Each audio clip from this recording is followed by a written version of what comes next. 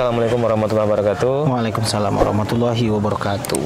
Sobat Desa Wisata, kali ini kita bersama Muhammad Yahdi, pengelola Kapal Banda Taram. Jadi di sini kita mau sharing ya dia, sharing mengenai kegiatan dan juga pengelolaan di Kapal Banda Taram. Ya, gimana kabarnya Yahdi? Sehat? Alhamdulillah sehat dah. Sehat. Sehat mana? Sehat mana? Dan tadi kita habis acara ya, kegiatan di perhutanan sosial bersama Dinas Kehutanan. Oke, jadi ada beberapa mungkin menjadi perbincangan kita pada saat sekarang ini mengenai Kapal Banda Taram gitu. Kok bisa seramai itu gitu Kapal Banda Taram, dan bagaimana dulu kisahnya Kapal Banda Taram sehingga seramai pada saat sekarang ini. Ya. Terima kasih dah. Kapal Banda Taram. Ya. Kok bisa seramai itu ya dah ya? Iya, iya. Memang yang kita jual itu wisata massal dah. Iya, iya. Kita memang pertama bergerak di tahun 2014 awal mula.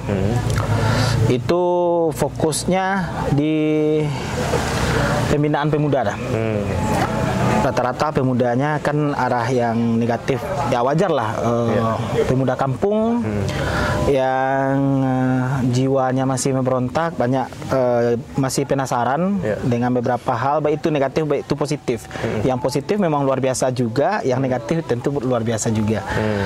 Nah, tujuannya memang pembinaan ke arah yang demikian, jadi mengarahkan pemuda ini ke arah yang lebih baik, bisa berpikir lebih baik, bisa berkarya dan bisa berkreatif di dalam, walaupun di dalam kampung sendiri. Jadi dalam rangka pelibatan pemuda. Iya, betul. Awalnya, iya. Jadi pariwisata itu tidak terbesit di pikiran kita kok sampai ke pariwisata gitu loh. Nah, setelah waktu berjalan, alhamdulillah kawan-kawan itu bisa aktif dah, bisa kreatif dia, bisa berkarya, dan itu memang mendatangkan kunjungan wisatawan, mendatangkan kunjungan wisatawan yang luar biasa ketika itu. Nah, masyarakat sekitar sudah menjadi pelaku-pelakunya dah. Jualan di bidang kuliner, rakit bambu dan masyarakat yang lain. Kita tinggal menata, walaupun pertamanya tidak tertata, yang penting ada dulu.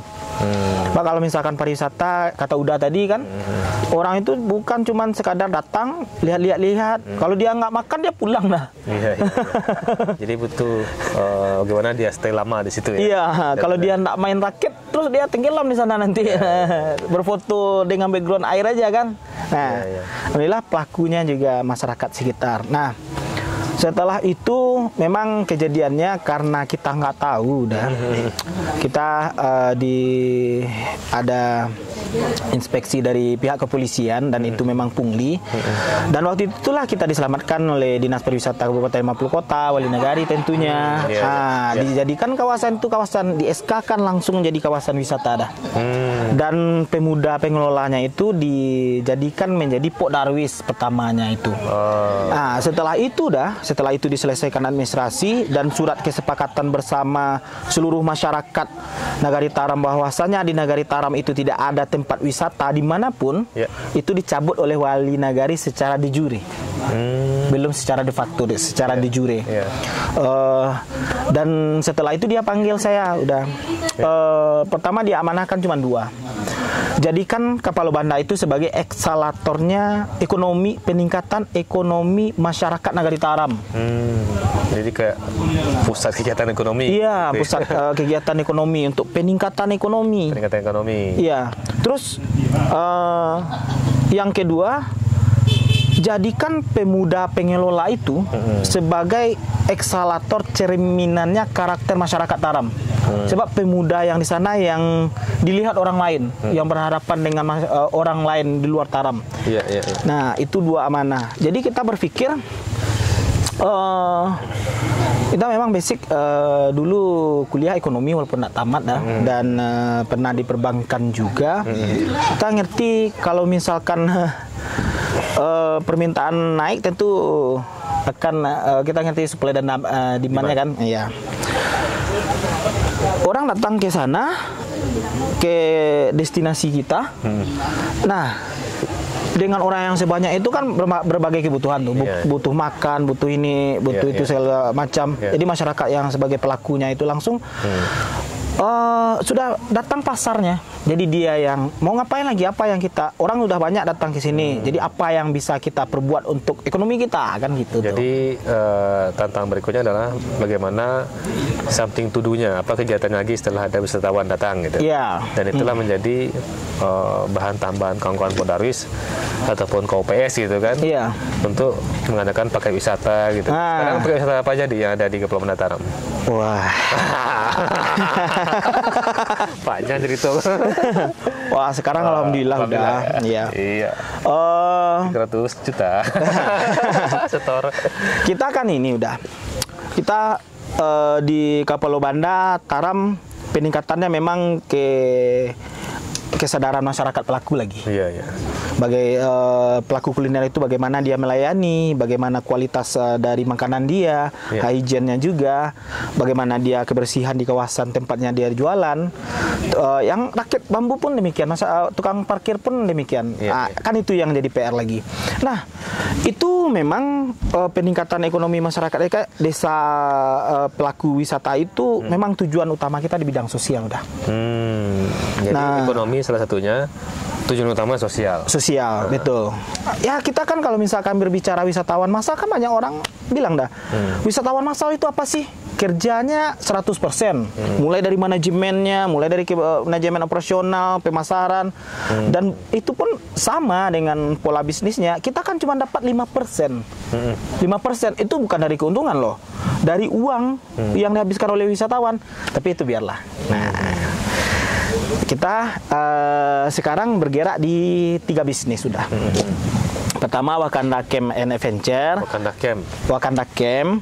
Di Wakanda Camp itu bisa trekking. Bisa camping ya. Bisa camping. Kita itu yang basic dah. Udah orang yang Sekijang? Sekijang glamping itu yang glamor dah. Oh, glamor camping. Iya. Beda ya. Beda. Wakanda Camp itu yang basic-basic. Segmennya memang komunitas, mahasiswa, sekolah-sekolah. Itu murah. Sekarang 35.000 per orang per malam, murah. 35.000 per malam. Iya, murah. Terus yang kedua itu Wakanda Offroad. Kita namakan di Instagram kita namanya dulu Wakanda Offroad udah. Ini yang termasuk yang terbaru ya? Yang terbaru, yang lagi tren nih. Iya. Wakanda Offroad itu pertama kita main fun offroad. Main fun offroad, harga murah, kita ada konten, kita ini semuanya. Lalu kita buat lagi paketnya udah. Perjalanan orang, orang bayar 200.000 sudah bisa makan siang segala macam, sudah ada social challenge-nya, dokumentasi dan pengarahan kegiatan kita, mainnya apa saja, pokoknya tamu itu puas lah. Per orang 200.000. Terus kita juga sekarang yang lagi-lagi belajar handle family catering udah, experiential learning. Ya, alhamdulillah ya. Alhamdulillah. Ya, gini udah. Kita punya kawasan destinasi. Kita pelaku pariwisata yang sedikitnya naik kelas lah. Bisa handle ini semua. Tapi kan itu harus diiringi dengan belajar yang rutin udah. Betul.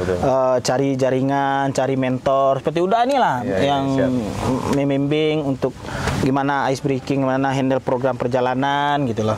Dan itu pun memang ya kita itu hidup di sana udah. Iya. Kita hidup di sana. Jadi kita harus ada produk jasa.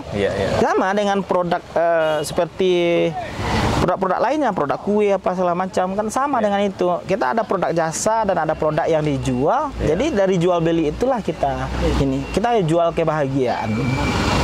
Jadi sudah memikirkan isinya lagi ya. Iya, betul. Ini apa kalau boleh tahu berapa pendapatan Wakanda kotornya setahun dan berapa sih setoran ke Nagari?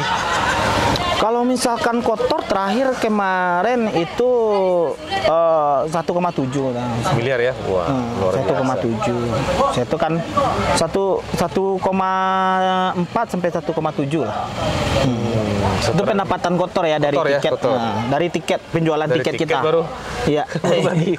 Perputaran uang ini ya. Nah, kalau misalkan 1,7 itu cuman berapa persennya itu? 5%-nya udah. 95%-nya kali lah. Spending of money di kawasan itu. Luar biasa. Dan setoran ke Nagari per tahun? Yang tahun kemarin berapa? Tahun kemarin 271 juta untuk Nagari saja, terus 271 jutanya itu dibagi dua, untuk Karang Taruna Nagari yang dikelola oleh Nagari, terus untuk kita yang pengelola kapal banda untuk CSR. Misalkan masyarakat ada yang sakit, dari situ ya? Dari situ. Jalan ada yang rusak, lampu jalan, masjid, musola itu dari situ. Terus termasuk dengan perawatan kapal banda. Di kegiatan sosial jalan, ekonomi alhamdulillah lancar gitu kan. Sejak Amin. tahun 2018 dibuka. Habis itu paket-paket wisata juga jalan. Iya dah. Kalau nggak jalan paket wisata susah dah di rumah. Itu kompor gas itu nggak ada gasnya. Mungkin apa yang terakhirnya ini harapan ataupun rencana program dari Wakanda ke depannya. Karena kan sudah berhasil, masyarakat sudah ada keuntungan gitu kan. Pengelola sudah seperti itu gitu kan. Tadi kan ada mau buat perusahaan apa rencana-rencana ke depannya gitu kan. Mau si Kijang juga gitu kan. Apa rencana program dari Wakanda ke depannya? Ya, kalau misalkan program ke depan udah kita pengen dengan tim-tim Wakanda kolaborasi dengan PT Sanak juga dan IO yang lain, kita samakan frekuensi. Kita menjadikan produk outbound kita itu lebih berkualitas lagi lebih berkualitas lagi, dan kita lebih banyak. Itu kalau misalkan outbound harapannya kan itu setelah orang berkegiatan dengan kita itu outputnya dapat nih. Harapan perusahaan itu kan outputnya dapat. Dan kita bisa hendaknya memenuhi itu dan melebihi dari ekspektasi pimpinannya untuk ke depan. Dan harapannya tentu lebih banyak lagi perusahaan-perusahaan atau komunitas-komunitas berkegiatan dengan pelaku-pelaku pariwisata sebab pengelola desa wisata ini dia itu memang sudah profesional dan bahkan sudah memiliki lisensi gitu loh. Jadi tentu ada jaminan kualitas yang mereka tawarkan di sana. Jadi harapannya memang seperti itu. Saatnya lagi itu pengelola desa wisata itu menjadi subjek di tempatnya bukan mohon maaf ya, bukan berdiri simpang kita jual karcis, bukan, atau kita penawarkan boleh nggak kita jadi guide, bukan. Jadi harapannya nanti kan tamu itu dia mau masuk ke desa wisata Nagari Taram misalkan. Saya mau di desa wisata Nagari Taram 2 malam 3 hari, kita mulai dari kedatangannya sampai kepulangannya, apapun bentuk kegiatan wisatanya kita mampu handle. Dan harapannya komunitas-komunitas dan wisatawan percayalah ke desa wisata mereka pasti profesional untuk menghandle. Mantap. Luar biasa ya.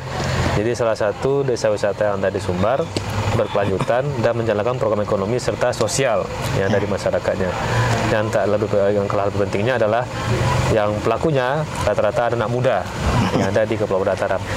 Oke, rekan-rekan Sobat Desa Wisata di Sumatera Barat, sekian dulu bincang-bincang kita bersama Muhammad Jadi, salah satu pengelola ataupun ketua pengelola di Kepulauan Taram. Terima kasih banyak. Sampai jumpa lagi. Assalamualaikum warahmatullahi wabarakatuh. Waalaikumsalam warahmatullahi wabarakatuh.